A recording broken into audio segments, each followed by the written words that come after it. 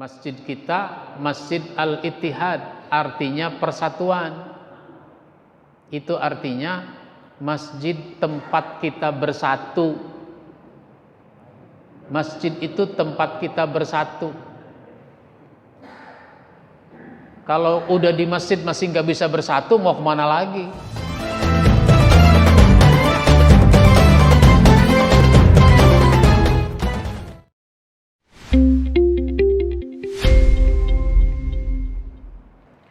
Assalamualaikum warahmatullahi wabarakatuh.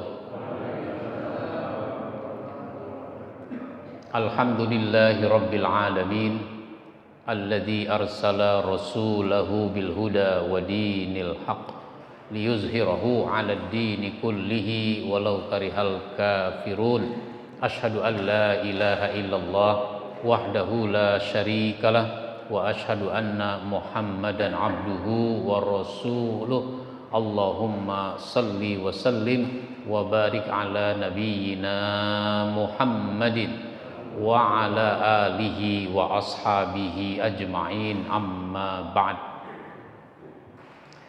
Bapak-bapak, ibu-ibu, saudara sekalian, jamaah Masjid Al-Ittihad yang saya hormati, kita bersyukur pada pagi ini bisa tunaikan sholat subuh berjamaah. Kita lanjutkan dengan kajian tentang fungsi masjid.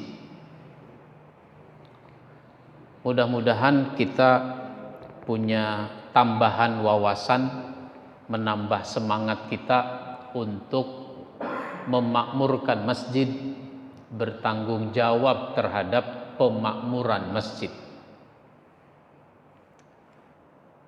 Saya dapat kabar katanya jamaahnya di sini tua-tua. Bener Pak? Kayaknya muda-muda ini wajahnya. Oh, karena pakai masker. Jadi kelihatan keningnya doang. Nah, kalau keningnya kelihatannya masih muda ini.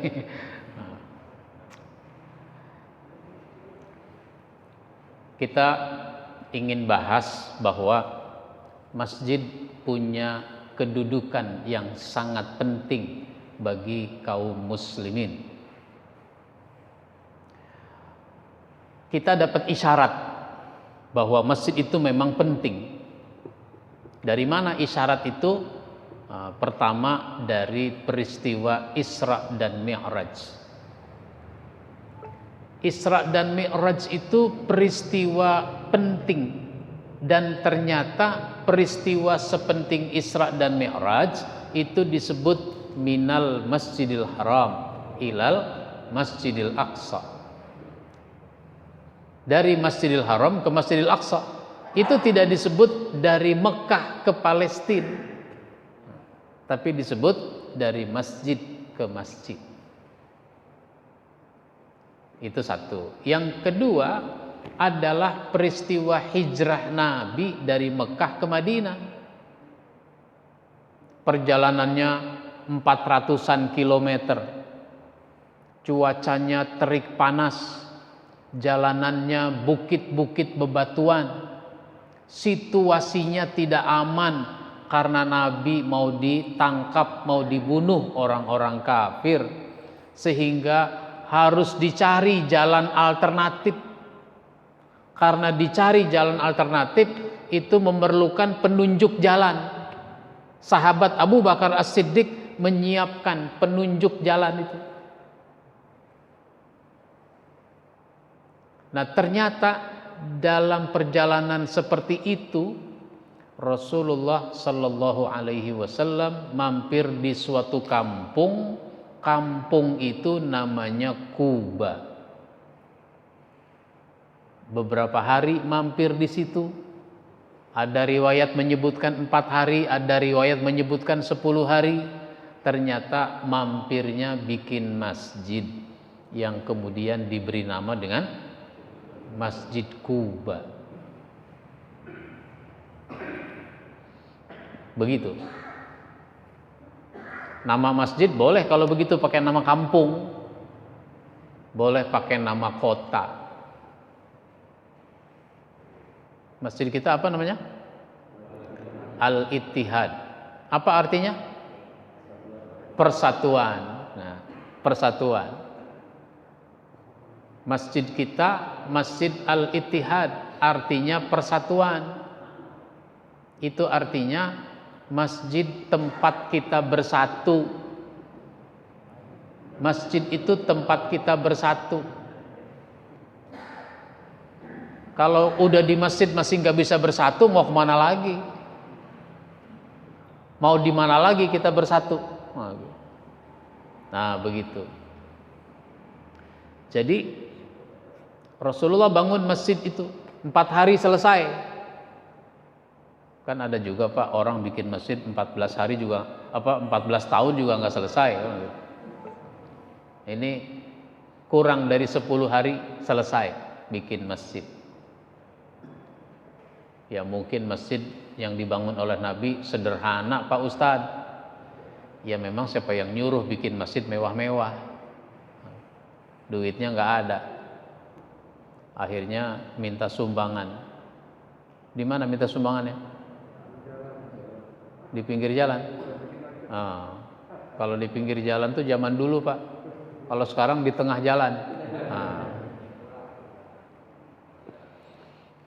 Jadi masjid itu penting.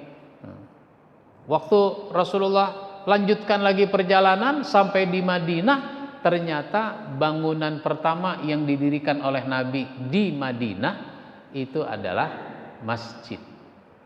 Jadi ini sudah cukup isyarat buat kita betapa pentingnya masjid bagi kaum muslimin. Nah, tinggal masalahnya kita ini merasa penting apa enggak dengan masjid itu.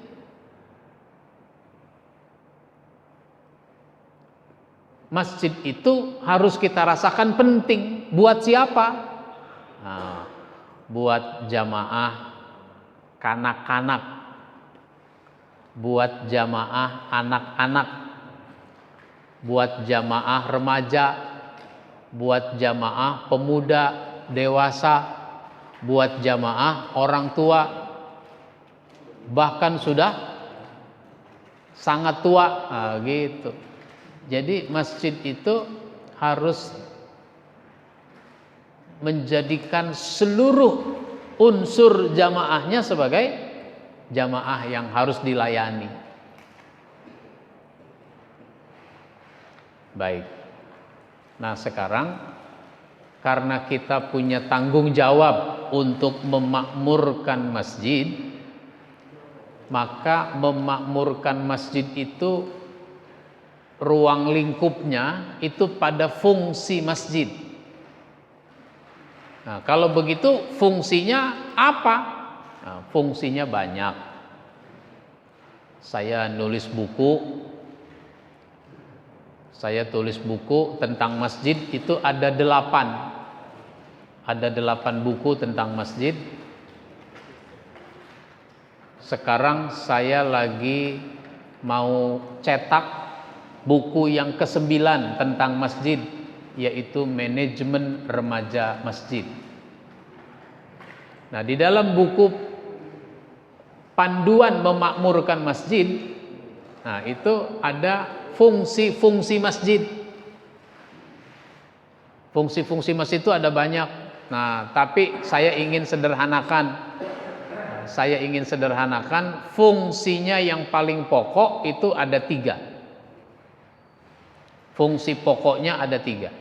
Nah, yang pertama adalah fungsi ubudiyah, fungsi peribadatan. Fungsi peribadatan berarti kaum muslimin mau beribadat di masjid. Nah, kaum muslimin yang mau beribadat di masjid ini banyak apa sedikit? Sholat berjamaah yang 5 waktu. Ya, kita bisa hitung sendiri. Jamaah kita ini seluruhnya ada berapa? Lalu yang sholat berjamaah 5 waktu ada berapa? Kasat mata saya sehari-hari di mana-mana itu melihat jamaah yang sholat jamaah di masjid itu tidak lebih dari 10%. Tidak lebih dari 10%. Ya contohnya ini. Kita tadi sholat subuh berapa saf? Kalau sholat Jumat bagaimana? Penuh. Udah sekian saf, renggang-renggang lagi.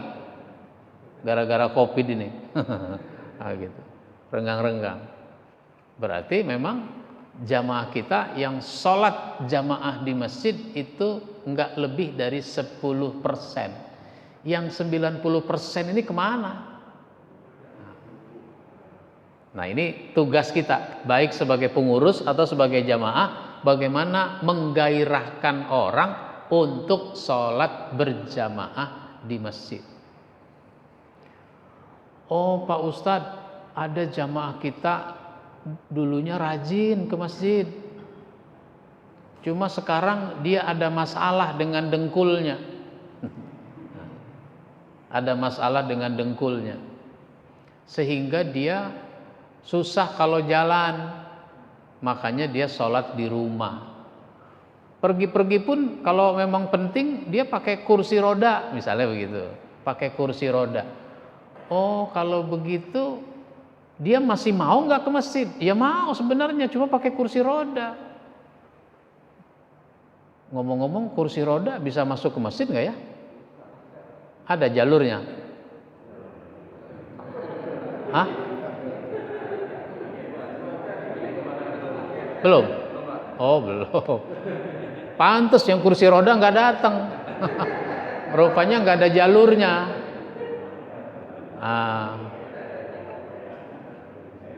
Ini lagi ngebongkar apa sebelah sini ini tadi?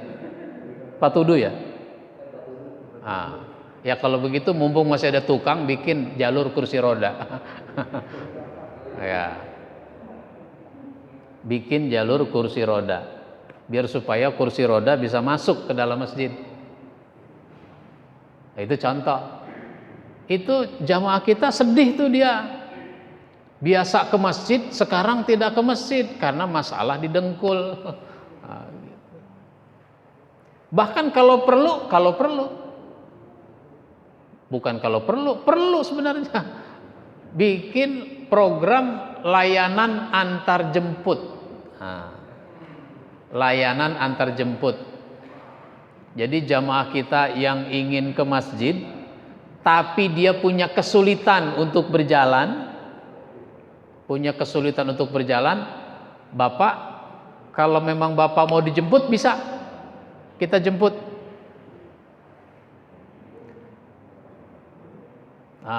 Boleh bikin masjid itu motor becak.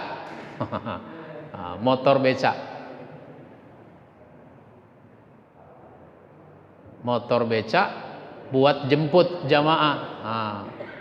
Satu motor itu bisa buat 3 orang. Bisa buat 4 orang. Becak muatnya berapa orang? 2 ya. Becak 2 orang. 3 bisa. Sama yang duduk di belakang 1. Udah 4. Paling enggak 3 motor becak. Ada enggak masjid yang punya motor becak buat jemput jamaahnya? Itu nanti dimulai dari Masjid Al-Ittihad itu. Dan motor becak nggak usah bagus-bagus. Toh bannya ada banyak kan, gitu. Kayak di Aceh tuh ada motor becak di samping. Kalau di Medan apa ya, di belakang, apa di depan. Baik. Ini penting sholat jamaah. Karena kita bikin masjid mau sholat jamaah. Lah ini masjidnya udah ada, kenapa nggak mau sholat jamaah?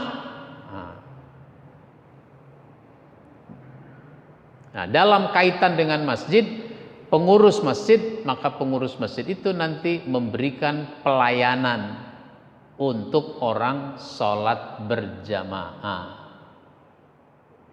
Tempatnya bersih, suci, indah, nyaman. tempat wudhunya ada, toiletnya cukup, nyaman, bagus. Nah, SDM-nya dipersiapkan. SDM-nya dipersiapkan. Ada yang azan iramanya bagus, iramanya enak, memanggil orang untuk sholat. Muazzin. Muazzinnya lebih dari satu. Muazzinnya lebih dari satu.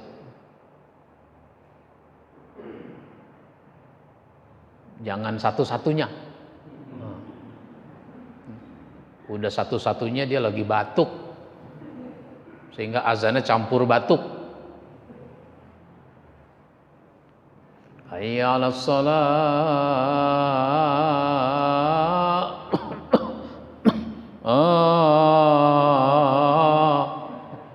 Ada yang begitu azannya, Pak?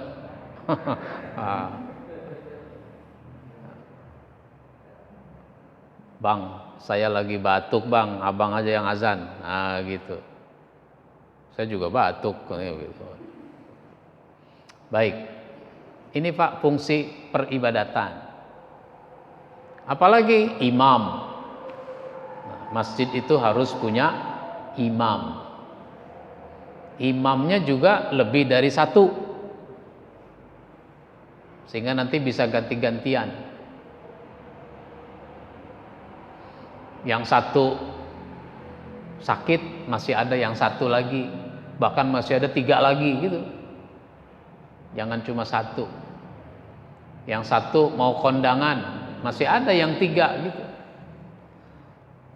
Ini siapkan imam yang standar. Imamnya standar, bacaannya bagus. Imam itu kan bacanya bagus, ilmunya ada, akhlaknya baik. Nah, gitu, akhlaknya baik. Makanya imam itu harus disukai jamaah. Disukai salah satunya karena akhlaknya baik. Jangan imam akhlaknya jelek. Ketika udah iqomat, orang mau sholat, dia lihat siapa yang jadi imam. Waduh, yang imam Pak Haji Karim misalnya. Saya nggak suka deh kalau Haji Karim yang jadi imam. Pulang dia. Pulang. Sampai di rumah, sampai di tengah jalan, ada lagi orang mau ke masjid kan? Loh, kok pulang, Pak? Saya nggak suka kalau Haji Karim yang jadi imam. Nah, emang kenapa? Utang sama saya kagak bayar-bayar. Jangan begitu.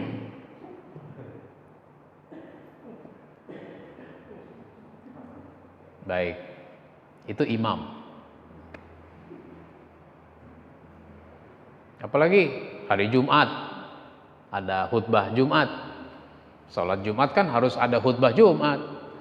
Maka khutbah Jumat siapkan khotib yang baik. Ngomong-ngomong, di masjid kita khotib itu dari mana-mana apa jamaah kita sendiri? Oh, dari mana-mana. Kalau yang dari mana-mana itu nggak datang, ada cadangannya? Ada cadangannya. Cadangannya siap. Soalnya ada juga Pak cadangan nggak siap. Pak, pengurus masjid tuh, saya nih khotib tiap Jumat saya khutbah. Jam 11 saya datang. Nyampe tuh jam 11. Pengurusnya seneng. Bahkan ada yang sampai mengatakan, alhamdulillah Pak Ustadz udah datang. Saya Pak Ustadz sebagai pengurus masjid, kalau khotib jam 11:30 belum juga datang, saya suka jantungan Pak Ustadz. Ya karena nggak ada cadangan gitu. Kalau ada cadangan kan pengurusnya tenang. Waduh, udah 11:30 belum datang juga nih khotib, tenang gitu. Karena ada cadangan. 11:45 belum datang juga, tenang, ada cadangan. Tinggal 5 menit lagi, ternyata dapat kabar saya nggak bisa nyampe nih, saya kan naik motor, bannya kempes, nuntun saya nih nyari-nyari bengkel, ban apa, tambal ban, nggak nyampe kayaknya, ini masih jauh. Ya, iya nggak apa-apa Pak Ustadz, ada cadangan di sini gitu. Maka disampaikan, karena pengurus kan tenang, khotib nggak datang ini, ya udah ada cadangan gitu. Ya, pengurusnya tenang, cuma cadangan yang nggak tenang Pak. Nah, cadangan yang nggak tenang. Waduh, jadi juga nih saya khutbah, saya juga belum siap. Jangan begitu. Cadangan itu siap, pakaiannya rapi, materi khutbah udah dia kuasai, duduk paling depan, begitu. Kalau perlu berdoa, mudah-mudahan khotibnya nggak datang. Begitu. Masa saya cadangan melulu, gitu. Gitu Pak. Ini ubudiyah Pak, peribadatan. Nabi sangat menekankan para sahabat untuk beribadat di masjid. Sholat di rumah itu kalau darurat. Darurat itu misalnya apa? Sakit. Pak, enggak ke masjid? Enggak. Kenapa? Saya sakit. Sakit? Kelihatannya Bapak sehat-sehat aja. Gue lagi sakit hati tahu. Wah, jangan begitu. Jadi